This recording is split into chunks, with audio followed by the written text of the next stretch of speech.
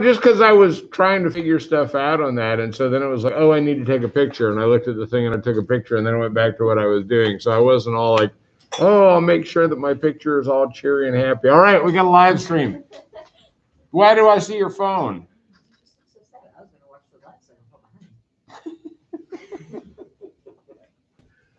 All right, guys, the graphing form of y equals x squared was y equals x, a times x minus h squared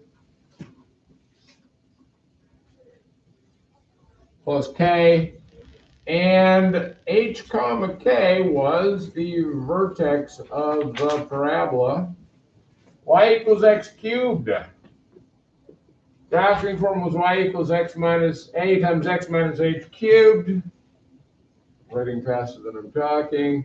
Plus k, and h comma k was the inflection point. Remember, we defined that yesterday as place where it changes concavity.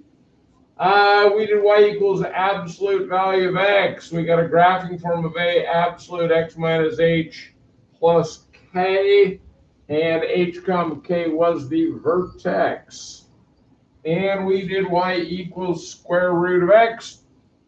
And we got y equals a square root x minus h plus k, and h comma k was the starting point of the function.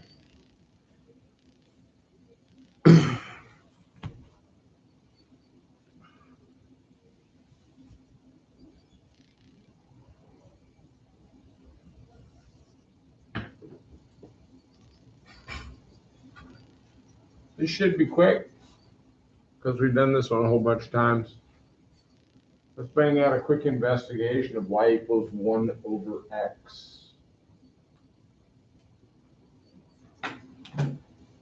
Think about the table values that will work best for our quick graph.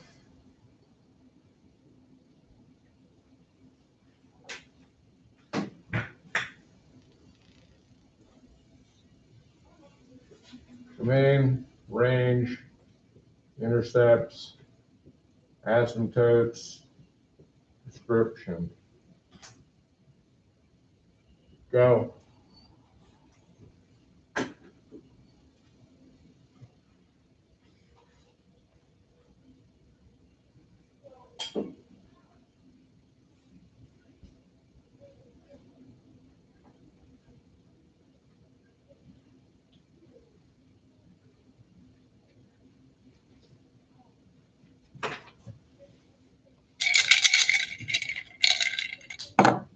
Brooke, give me one thing.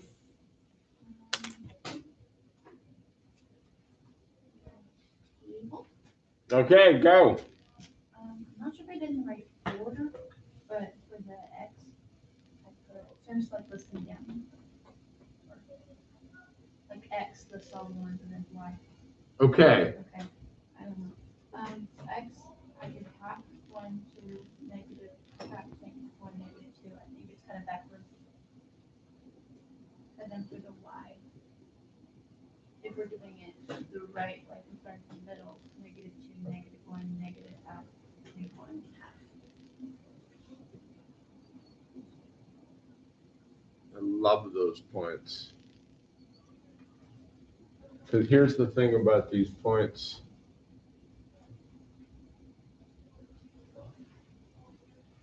To me, 1, 1 is sort of the obvious starting point on each of these. 1, 1, negative 1, negative 1. And I love the fact that I go out 1 in each direction, and I go up 1 in each direction. And I can really, really see that beautiful curve.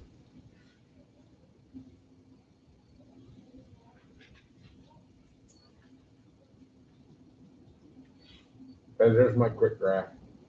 6 points in this case. 3 on each side, centered around 1, 1 on each side. And now you can see that curve.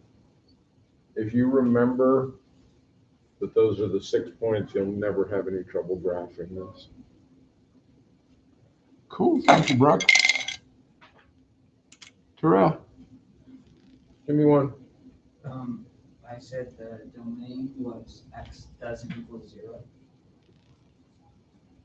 And the range, because that's 1 as well. Range was y doesn't equal 0. Because when you got a situation like this, it's a heck of a lot easier to say what x isn't than what x is. So that works out quite nicely. Tyler, pick one. There are no intercepts. Non. Good. Thank you. Cohen, pick one. There is an asymptote on y equals 0 and x equals 0. I love the fact that you gave me equations of lines for asymptotes. Asymptotes are always equations of lines. And on a regular basis, I'll ask somebody, hey, what's the asymptote? And I'm told 0. That doesn't tell me anything. But x equals 0 and y equals 0. Very nice. And on my graph, what I usually do is I dash them in advance. Description. Henry. I didn't know whether to call it increasing or decreasing because it's like Do you read from left to right or from right to left? left to right. Good, me too.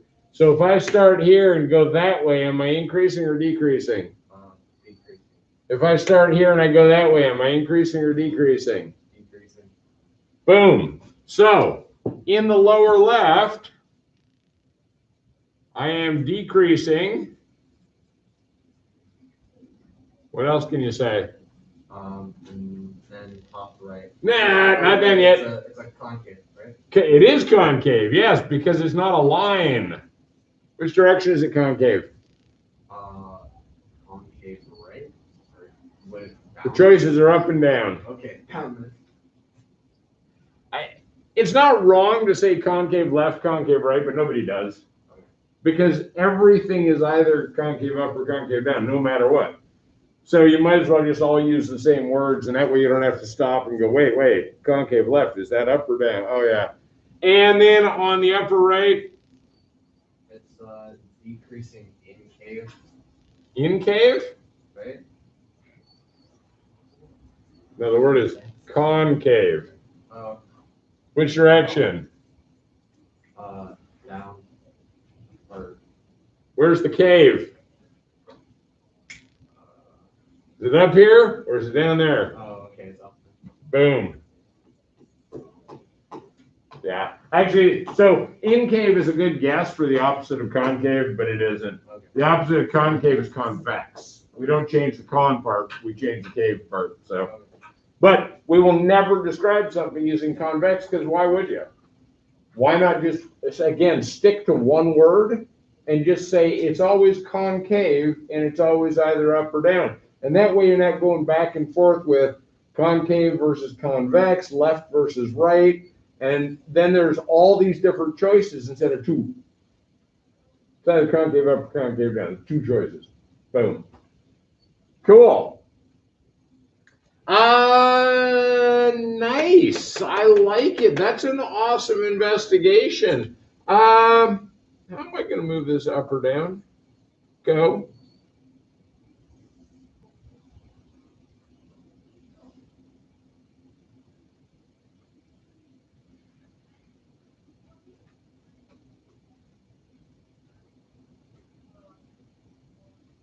Hey, Ryan, how am I going to move this up or down? Yeah, k onto the end. Y equals 1 over x plus k. Or, depending on your calculator, you could put it in as y equals 1 over divided by x plus k, but it's the same thing, agreed? Cool! Well, you guys know what's coming now, except for Terrell. Except that he probably watched the video last night, so he's totally up to speed. How do you move it left or right? Left or right? And put everybody back in here. Yeah. Left or right?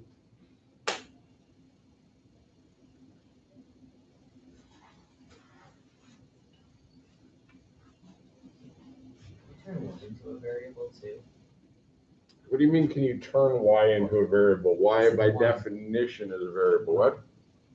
Could you turn the one into a variable and just, Well, no, then it wouldn't be y equals 1 over x anymore. yeah. But my point is that like, just because we're making the same kind of Okay, well, not that, equation, I see what you're Yeah. saying, but that's not the right word. Variables are your input and your output. Parameters. K is a parameter, not a variable. Oh.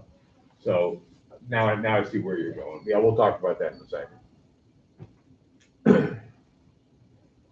Left or right?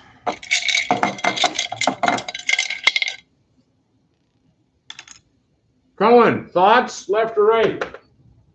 You do 1 over x minus h. Got to be a little bit careful here, because the other way to write 1 over x minus h, depending on your calculator, is 1 over x minus h. But wouldn't that be an up or down? So what do you got to make sure you remember? If you're typing it in like that, make darn sure if you don't put parentheses around it, it becomes a vertical shift instead of a horizontal shift. Stretch, compress.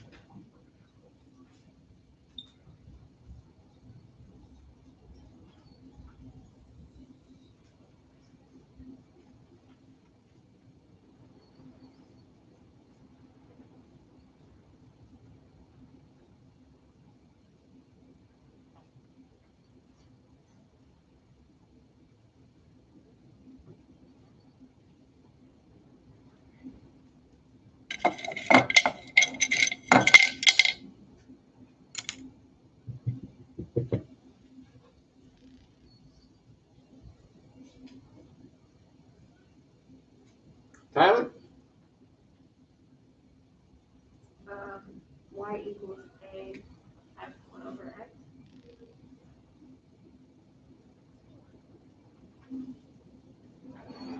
Agreed? A greater than 1. A between 0 and 1. We got our stretch. We got our compress. Now, this one gets a little tricky. And here's where the trickiness comes into play. Do we agree that a times 1 over x is the same as a over 1 times 1 over x? But that's a over x, agreed? That makes sense to everybody? So here's what you got to watch out for.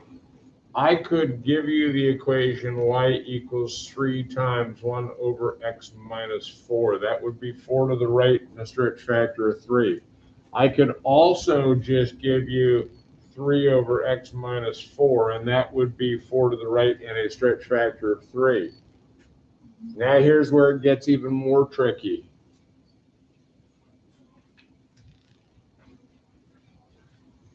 What if I gave you y equals 1 over 3x?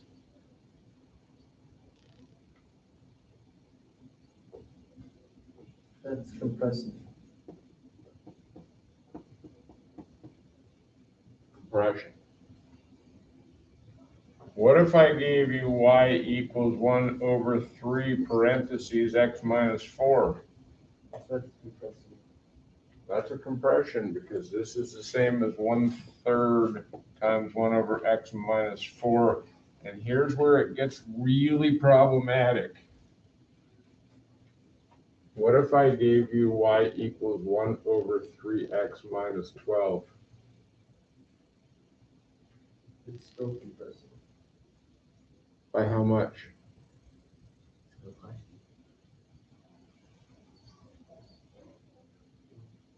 Correct answer is 1/3. What's the horizontal shift? Oh, 4. I've got to factor this out, and I've got to write this as 3 times x minus 4. Be careful. I will not ask you this question But as you move forward in math, you will see it, and you need to recognize that x minus h has to be separate from the stretch factor. You can't mash it in there together, because if you do, you just change the stretch factor. All right? Excuse me, you haven't changed the stretch factor, you changed the horizontal shaft. All right, let's put them together. Y equals 1 over x is our parent function.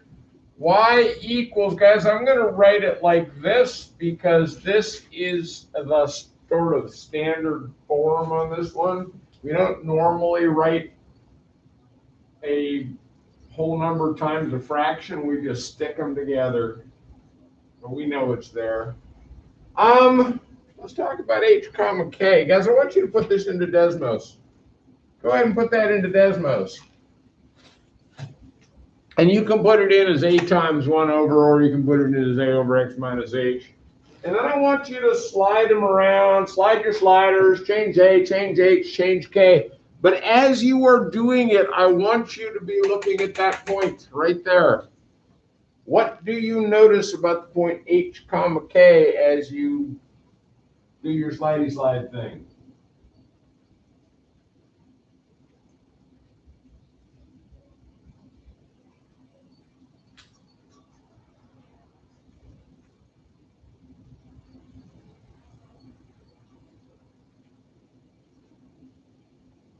Tyler? H and K are the X and Y asymptotes. Oh. Which means that the point h comma k is the intersection of those two asymptotes.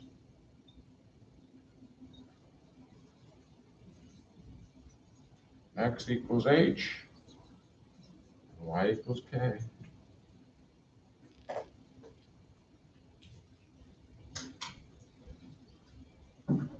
Guys, this makes a hyperbola so easy to deal with, because if I give you a hyperbola, you can just go straight to the graph and go asymptote, asymptote, quick graph point, boom, you're done. I mean, literally give you some crazy version of y equals 1 over x, and you could go straight to h and k, draw two asymptotes, and go dot, dot, dot, boom, done. Instead of type the equation into your calculator, go to the table and start plotting points, which may be nowhere near the actual hyperbola. If you start plotting points at -2 and you've got something shifted way up there, you're going to be going, well, there's a point there, and there's a point there, and there's a point there, and there's a point there, and there's a point there, and there's a point there, and there's a point there, and they're all really close to the x-axis. And boy, this looks like a line that runs right along below the x-axis. But if you recognize that those asymptotes are going to intersect right there, you can jump straight to there in the graph and say, oh, look, there's the interesting part. All this stuff boring. There's the interesting part. Way up here. Cool. Questions?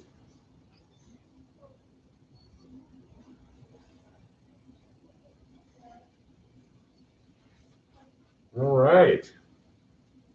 Oh, wait, there's more. New equation.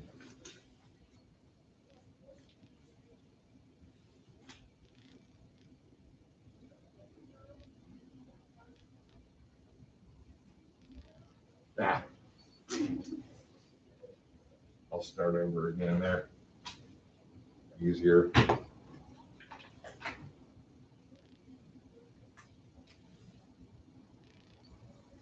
2 to the power of x.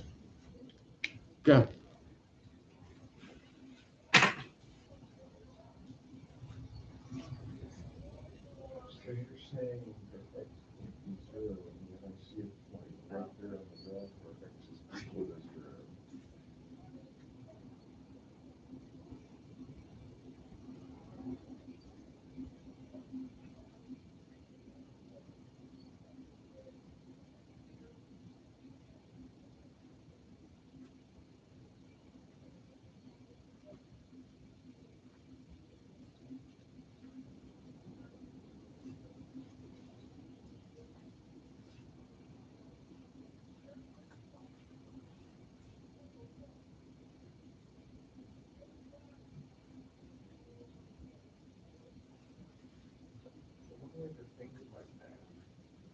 instead of scrolling on the calculator would be to say, looking at the equation. Yeah, written in. If you were to set y equal to 0, would there be a way to solve that? 0 equals 2x. What value of x would make that equal 0? And if the answer is there isn't one, then you know y never goes to 0.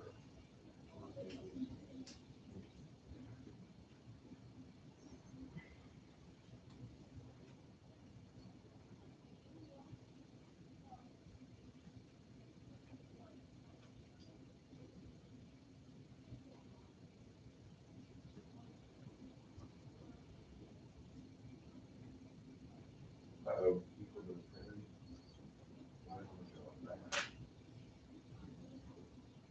There you go. Good.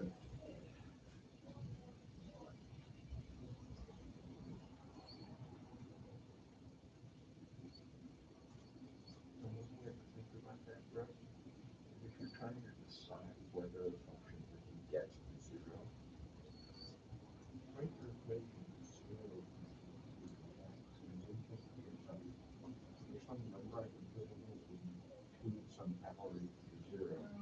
And if there isn't, then you know it never gets there.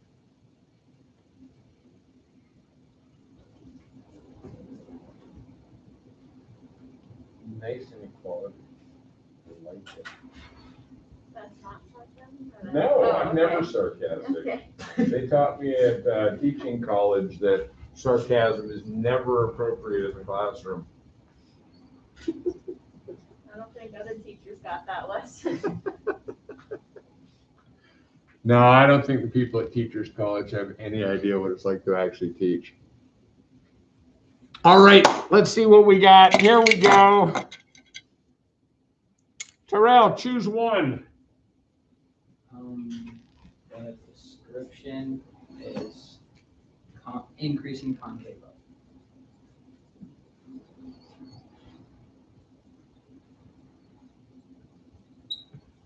Cool.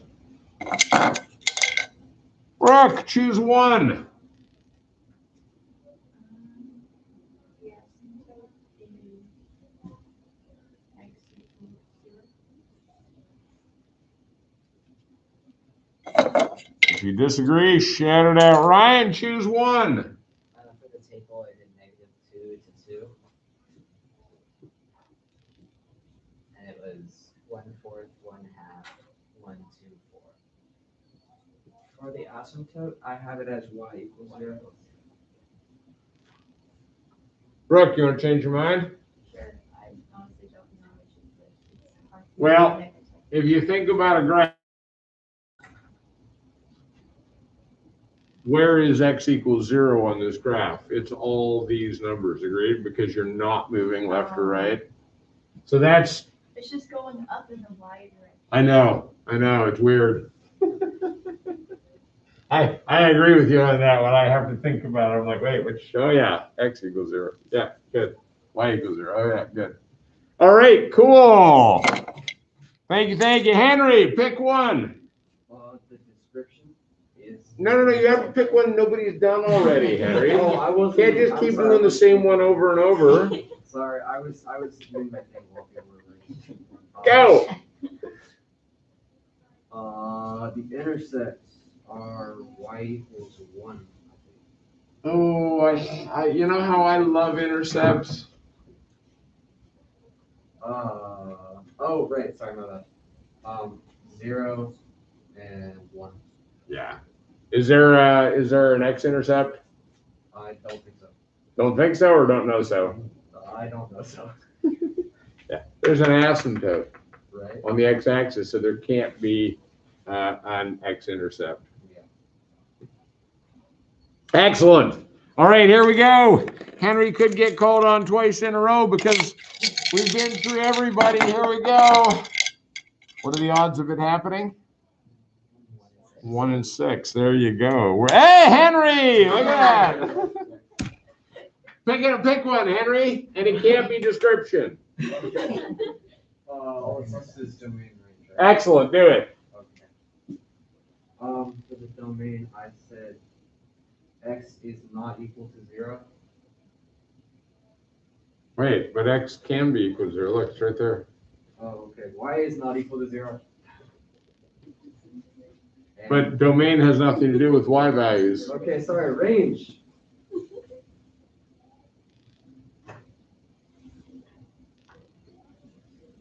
For range, I have y is greater than 0. Oh, okay. Can it be negative? No. Yeah. So you're right, why not 0? But we also have to include the fact that not only not 0, but not negatives either. So yeah, y greater than 0. Yeah. And how about domain, Henry? Um, At this point, Henry's so flustered. If I said, quick, spell your name, he'd probably get it wrong. yeah, probably. It's all right, Henry. What's the domain? I'm gonna think about this very carefully before I respond. Say Take your time. Okay. I think that the domain is negative infinity is less than or equal to y, or x, sorry, less than or equal to infinity. Going? It's not equal to infinity. Oh, because you can't be equal to infinity. So we never say equal to infinity. It's okay. Henry, you will now not get asked a question for at least 5 more questions. So you can relax, regroup, calm yourself. It's all good. Hey guys, no worries. These things happen. Don't stress when you get an answer wrong. Don't stress when you start to freak out. It's just like, oh yeah, well, whatever. No problem. I'm going to sort of say that I probably didn't need 5 points on my, well, let's see. Let's plot these middle 3 points. Is there any way that that could be linear? No. Nothing wrong with this table. But if I was just making my most basic quick graph table, I'd probably say, oh, look, I got my 3 points and I know there's an asymptote, and I just go bam, curve through the points. Yeah. Do kind of have a question. You said you need at least 3 points to know what a graph will look like. Hang on. I'm going to say that you're taking me out of context. I don't know. Because you need at least 3 points for some For graphs. some graphs, okay. If I only gave you 2 points, you have no idea what it looks like. Right.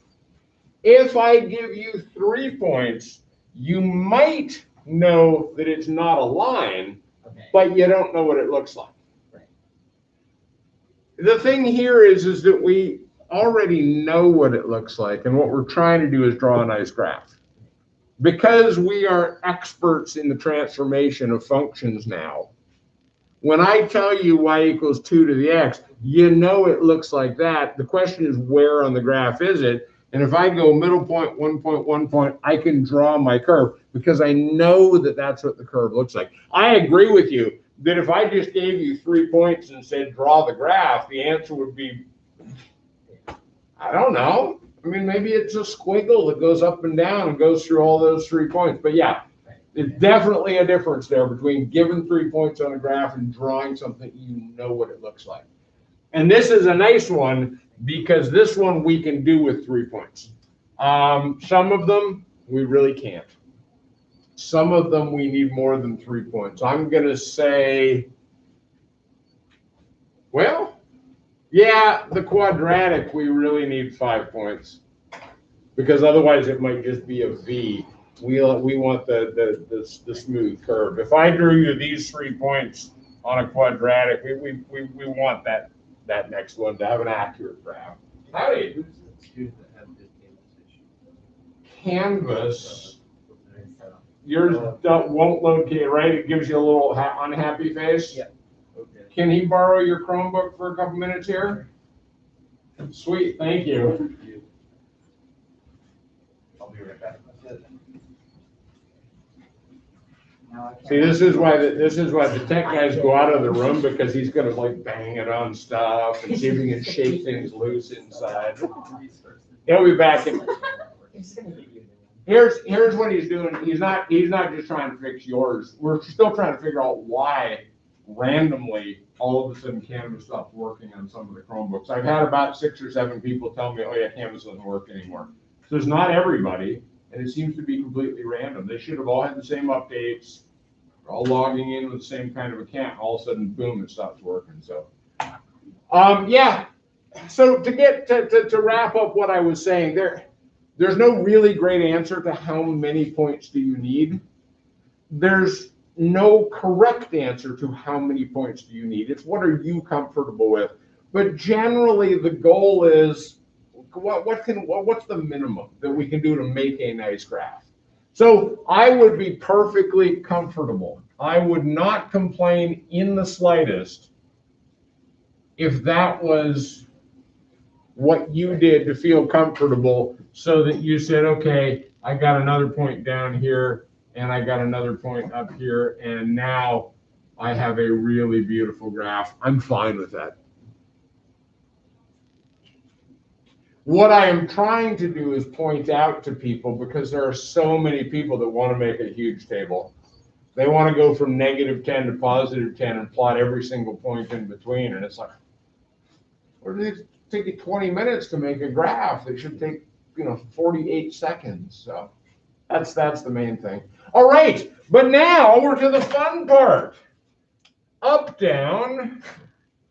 If you figure out up, down, you can start thinking about left, right. And if you figure out left, right, you can start thinking about stretch, compress. And oh, hey, let me give you a little tip in advance. You can't change that 2 to a different number.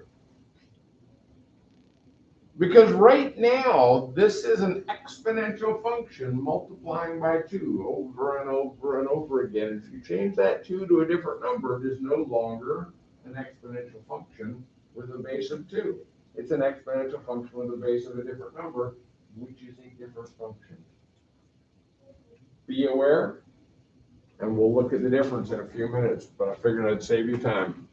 Up, and as long as you keep typing, it will keep putting it in the exponent, which can be problematic when you're not paying attention and you meant to write in x squared plus a whole bunch of stuff, and you get x to the 2 plus a whole bunch of stuff. Stretch, compress. Brooke.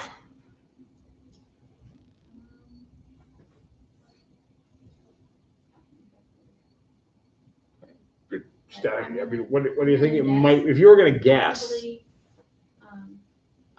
y equals a, and then probably separate that with parentheses into these 2 to the x. Or you can just do that too. Hey guys, does that look sort of familiar? Remember back in algebra, remember when you had 2 rabbits and they had 2 babies, and then they all had 2 babies, and then they had 2 babies, and then after like 3 years you had 30 billion rabbits? Remember y equals a times b to the x?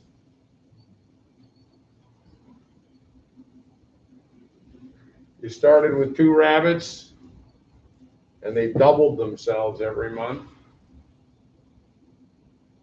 Yeah, that's basically what we got there under the stretch compress, except b is equal to 2. Guys, let's talk about b. Because we are going to generalize this parent as y equals b to the power of x, where b is some multiplier. B cannot be negative. Why can b not be negative? Well, let's make a table of y equals -2 to the x. 0, well, that would just be 1, agreed? 1, oh, excuse me, -2 to the x in parentheses. 1 would just be -2. 2 is what?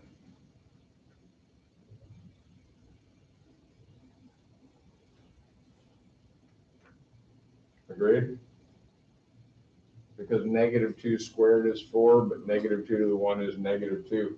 And what you get is you get a non-continuous function that jumps up and down.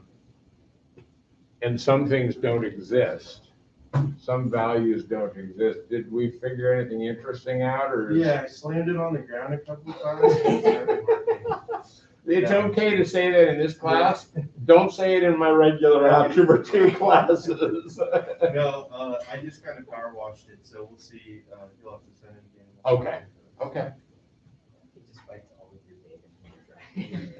So we run into issues if we put a negative into these, because thing one, you get a non-continuous function that jumps up and down. It's not continuous. You can't draw a pencil line back and forth, because there's nowhere where it's going to be equal to 0, because we already know that's an asymptote. You can't make 2 to some power equal to 0, and so there's no way to draw. It doesn't work. There's just all these. There's ones that don't exist. There's ones that are negative. There are ones that are positive. So what we do on this is we just say b cannot be a negative number. And you guys actually explored that way back in algebra. It was a way long time ago, so we're not really too worried about it. But just remember that b is going to be a positive number. B can also be 0, but it's very uninteresting. It works? Yes. Sweet. So let's write the general form of the equation. Y equals a times b to the x minus h plus k. Now, let's talk about this. H comma k. This is a difficult one, because if I go back here, h comma k is here. It is 1 unit below the x-intercept. Well, what happens if I move this left or right, up or down? Well, technically, h comma k will always be 1 unit below that point. Agreed? Unless I have a stretch factor. Because if I multiply this whole thing by 2, then now it's 2 units above h comma k. So Would it be stretch factor below it? there is a reasonable argument to be made that h comma k is the point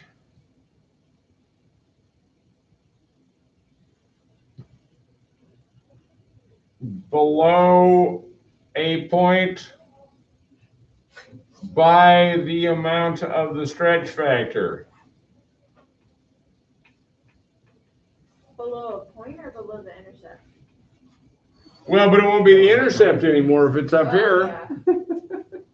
So this is what I'm saying is that the whole concept of h comma k as a locator point for this function is just weird.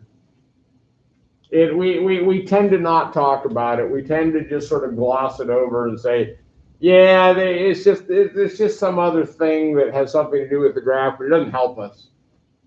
It doesn't really tell us anything, so we don't worry about it. Generally, we just sort of ignore the existence of a locator point for this particular function because of this weirdness. All right? So let's see, what should we write here instead? How about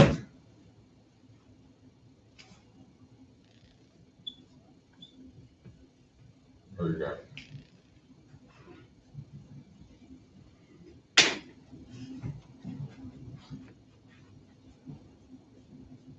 Okay.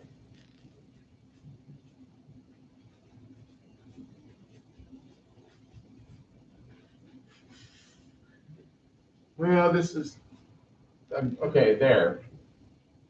For 15 minutes.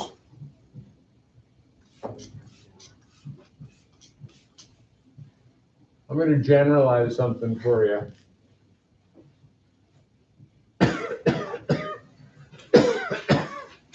By the way, don't spray whiteboard cleaner and then take a deep breath. I think it's non-toxic, but that doesn't mean it won't make you cough and choke. It just means you won't die from it immediately.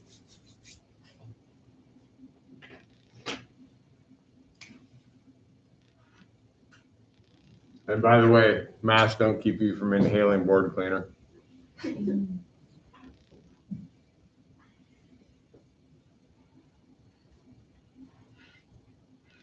Y is some function of x.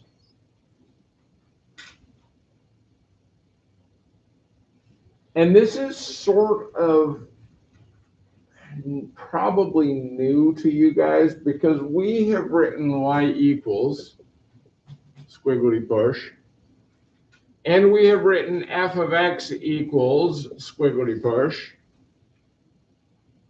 and we have said they mean the same thing, they're just two different notations. But what this says is I have a function y, and its input value is x. And we will use this in calculus a lot. So y is not a function of time. It's not a function of q. It's not a function of w. It's not a function of happy face. It's a function of x. X is the input value for this equation y equals. That's what y equals f of x means.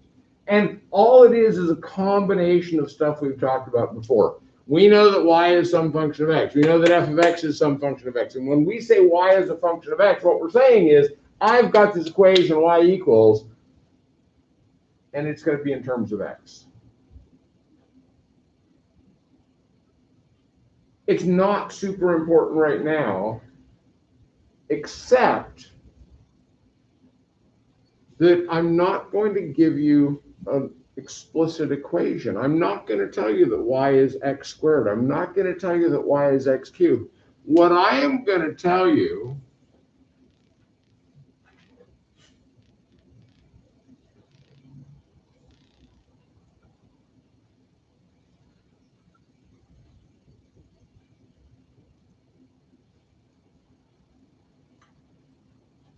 is that there's the relationship between x and y.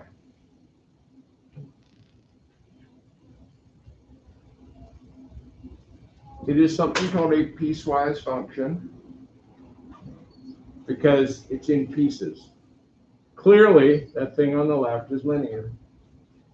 Y is a linear function between -3 and 0.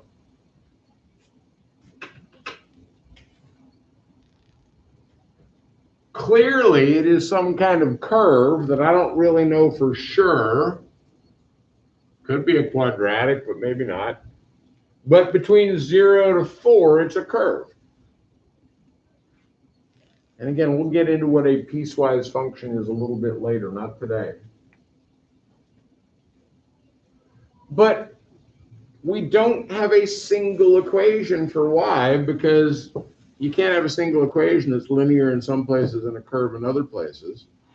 And we're not actually even given the equation for that or that. Now, we could figure this one out because it's linear and that's easy, but we can't really figure this one out because we don't know what's happening in between. We know that point, we know this point. That's not enough information to determine whether it's actually quadratic or cubic or square root or exponential or whatever. Okay? But we can still transform this function. Now, why would you get a function like this? Data collection. One of the things that we did when I was in aerospace engineering is the department owned a plane. It was down at Boeing Field, south of Seattle. And it had instruments all over it for collecting pressure and airspeed and all this information that you can collect flying around in a plane. And what we would do is we would go up and we would spend an hour up in the plane flying around collecting data. Well, guess what? We didn't have any equations. There was no equation generator on the plane that said you are now flying at x squared plus 6x minus 5. But there was a clock and a pressure indicator and a wind speed indicator, and you could go, oh, it's 10 seconds in, and this is our pressure, and that's our wind speed. And we actually have instruments that would just then record that data for you. And we would fly around and we would collect the data. Well, then you plot the data, and here's what you get. You don't have equations, you've just got data on a curve, on a plot, or in a table. So how do I transform that? How do you think I take this, which is called f of x, and move it up or down?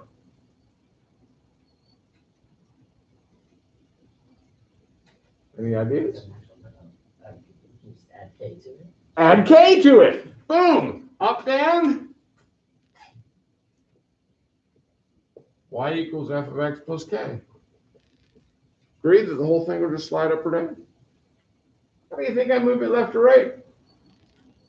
Y equals f of x minus h plus, or yeah.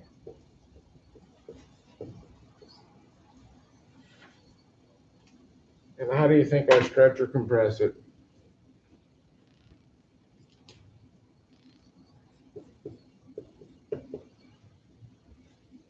Oh, me? Sure, why not? Okay.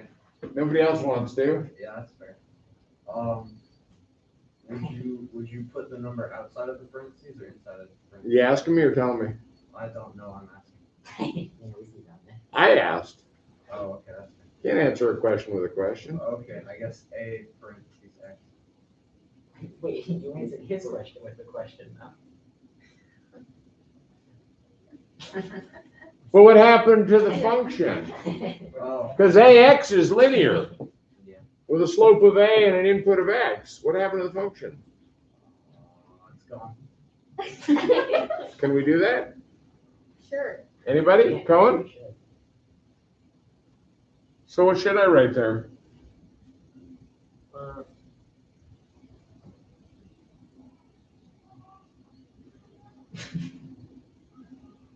What am I multiplying by a? Tyler? So it would be y equals, wouldn't it be y equals f, and then in parentheses, a x minus h, or just? Well, I don't care about the minus h. I just want to stretch or compress. F of a times x? Would that be the same as a times Yeah. x? Is that the same? Yeah. Wait, Oh, no, no. because that's multiplying. Well, but they all multiply. Are those the same? Still the same. Shall we test? They're all- Let's test y equals x squared. There's f of x. And I could write y equals 2x squared, or I could write y equals 2x squared. There's f of ax. There's a f of x. Are they the same? Definitely not. Plug in some numbers. X equals 0, they're both 0. X equals 1, the top one is 4, the bottom one is 2. X equals 2, the top one is 16, the bottom one is 8. Agreed? 2 times 2, 4 squared, 16. 2 squared is 4 times 2 is 8. And I could keep going, but you guys see what's going on there. Multiplying a function by a number is not the same as multiplying the input by a number. So, in fact,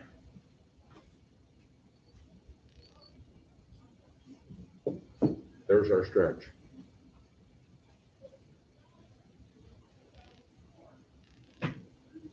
So, let's generalize. We've got y equals f of x. And in general, we could say a times f of x minus h plus k.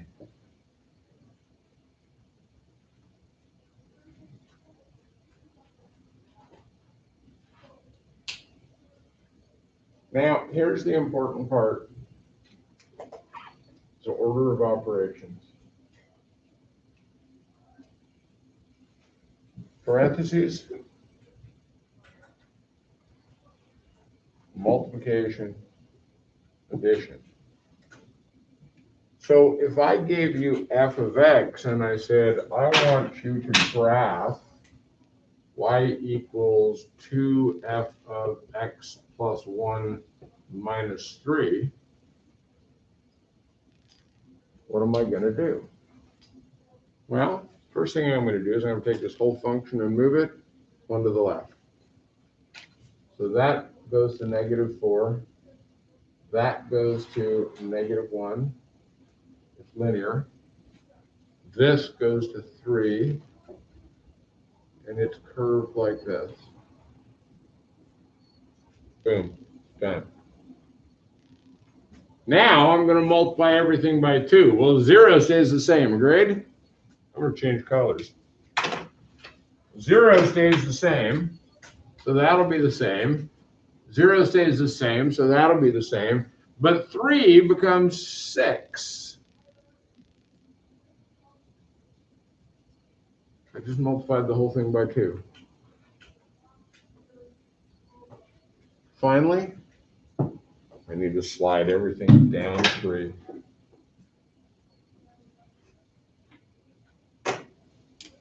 This goes to -3. That was at 6, and it's going to go to 3. So that's at -1 comma 3. And that's linear. And this is going to go to 3 comma -3, because I'm just moving it straight down. And there's my curve.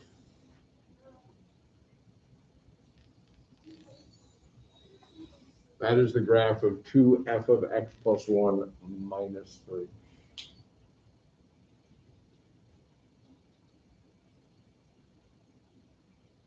That's it. And the main reason we use this is so that we can deal with curves that don't have an equation. So where we just have a curve based on data or observation, but we can still do stuff to it.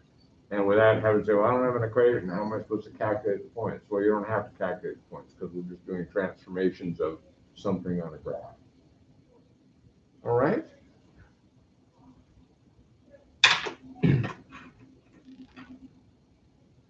Any questions?